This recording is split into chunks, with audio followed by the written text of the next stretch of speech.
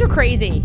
You guys are absolutely crazy. The amount of people who attacked me for sending out a tweet being like, hey, I'm good, I'm alive. We had a very productive conversation. And they were like, she got the call. I knew it. She was going to be different. In the comment section and commenting, let's take a look at a few of them. This is the top one so far. I think I just realized we the people will never be allowed to no. I don't see one single comment not saying the same thing. What the heck happened in that meeting? This is crap. Does anybody else think Candace Owens' new interview was kind of weird? Her eyes are fucking different. So Candace Owens went to bed to charge her clone battery. So she will tell us tomorrow when she enters a podcast, Shalom Shalakash. One meeting with Erika Kirk was all it took for Candace Owens to drop the whole thing about Charlie Kirk.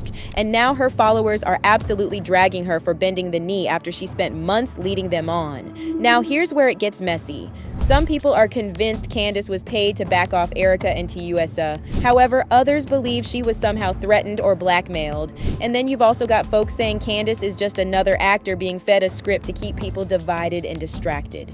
Meanwhile, Candace is out here scrambling to stop her followers from leaving and swearing up and down she'll continue to demand justice for Charlie. But see, the receipts are working against her. Like it just leaked that Candace attended a Christmas party where she mingled with TPUSA members and Erika, and apparently they were all super friendly. So she spent all this time telling us TPUSA is involved in Charlie's death, but then she turns around and parties with those same people. Now look, we all know it's a big club and we're not in it, but is Candace in it? Is she one of them? What exactly happened at this private meeting with Erika Kirk?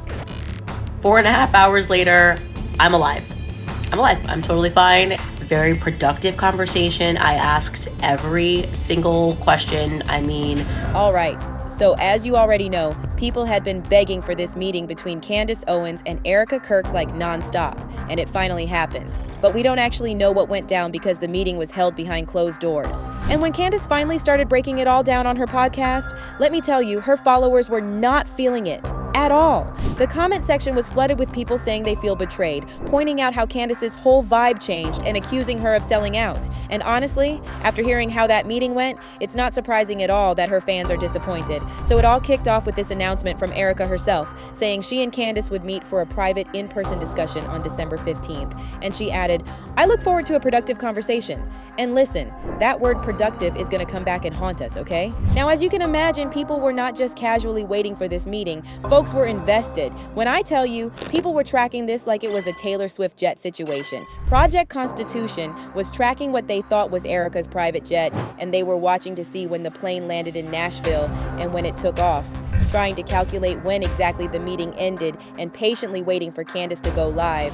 But here's where the whole thing took a very strange turn. The next day, both Erika and Candace came out with the same statement, saying they had a, and there's that word again, productive talk. Erika wrote on X, had a very productive conversation with Candace Owens. More to come from both of us. Looking forward to AmFest this week. Time to get back to work. And people were like, productive how? Like, what does that even mean? But then it got weirder because then Candace echoed the same thing. She shared a video joking that she survived the meeting and saying they had an extremely productive 4.5-hour meeting that supposedly should have happened way earlier.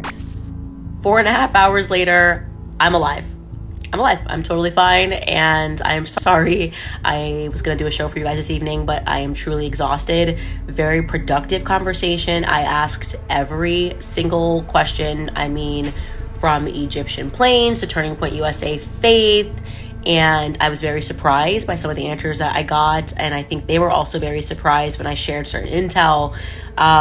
This probably should have happened a very long time ago. So fans immediately noticed that something was off because Candace looked way too happy, and her whole demeanor was very different than what we've been seeing on the podcast for the past 3 months. Oh, and get this, Candace also shared this post on X, again saying the meeting was productive, and she also added that tensions between her and Erika were thawed. Now when people saw this, they immediately went off on Candace, demanding answers and saying something doesn't feel right. Someone on X said, wait, so you and Erika agree on the Fed narrative? What happened? One person accused Candace of being controlled opposition and part of the same psyop as Erika. And then another user added, we'll be able to tell if you're still an honest broker or if you've been compromised within the first 30 seconds of tomorrow's stream. You know, discernment. Well, Candace did eventually go live, and we need to talk about what was actually said because just like that user said, within the first 30 seconds of starting her live, the comments were flooded with her angry subscribers saying that this literally feels like Candace has been replaced by someone they don't recognize. Just look at some of the comments with the most likes on her video. This is like when my parents replaced my dead goldfish with another goldfish as if I wouldn't notice. If you haven't been gaslit before, this is what it feels like. Confusing, draining, nauseating. Scientists should study this video, how to go from hero to zero in less than 60 minutes. Way to ruin your reputation, Candace. And listen, these people are not exaggerating after watching the live stream, especially parts when Candace was explaining what went down at the meeting with Erika. Something just felt off. Candace came across almost nervous, not confident, not fired up as usual, and not even making eye contact with the camera the way she normally does. Okay, you guys are crazy. You guys are absolutely crazy. The amount of people who attacked me for sending out a tweet being like, hey, I'm good, I'm alive. We had a very productive conversation. And they were like, she got the call. She got the call. She's betrayed us. She's doing something else. I can't believe it. This has all just been a show. And then some of the jokes she was making just seemed forced, like she was trying way too hard. There were no rules. They said you can ask us any question that you want, anything that's on your mind, which I appreciated. And some of you guys are thinking, who is they? Who is they? It's the Jews, obviously. Just kidding. It's Justin Strife.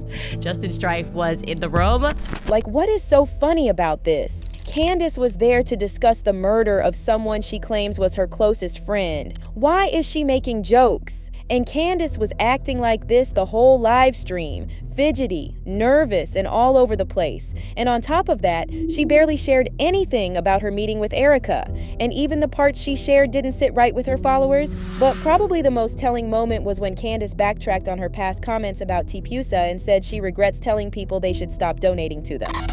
They were sort of most upset with what obviously a bit of a fever pitch, when I tweeted that it was a God-forsaken company and people should not give money to it. And I have to own that. That's aggressive. That is actually aggressive in the retrospect. I was very frustrated.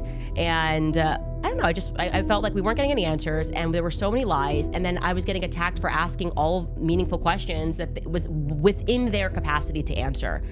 And I told you, I definitely, my problem in life is that I can rise to anger very quickly. Now think about this for a second. For the past 3 months, Candace was hell-bent on exposing the corruption within TPUSA, accusing them of profiting over $140 million from Charlie's death, and even claiming Charlie himself didn't trust them. But after this one meeting with Erika, the one apology Candace decided to make is about telling people to stop donating to TPUSA. It makes you wonder if they made a deal to let Candace say whatever she wants as long as she gets her fans to start donating again to TPUSA. Because don't be fooled. At the end of the day, this is all about the money and the grift. And let me give you another example. Comedian John Crist, who attended the recent Tucker Carlson Christmas party, said he realized the world is a stage after seeing Candace at this party mingling and acting all friendly with TPUSA people. And Crist said he was told all these public feuds are mainly for entertainment value and career advancement. There was turning point people there. And Candace Owens was there. Marjorie Taylor Greene, Tucker Carlson. I hate to say this out loud. Everybody friends. Everybody friends. And I've said that before. And I go, I think I've heard before about Washington D.C. It's like we saw like the Democratic majority leader and like the Republican, they're at dinner. I go, yeah, everybody friends. Now, of course, Candace is pushing back on these accusations and claiming she won't stop talking about the Charlie Kirk investigation. But let's be real, of course she won't. She's making an insane amount of money from those videos. So now the main question is, can Candace regain her followers' trust after this train wreck with the Erika Kirk meeting? Because a lot of people are saying they already unsubscribed and can no longer trust anything Candace says. And that's not random social media users saying that. It's people who have been faithful to Candace for years and hung on her every word like it's gospel. I was afraid this would happen, one follower wrote. Goodbye, Candace.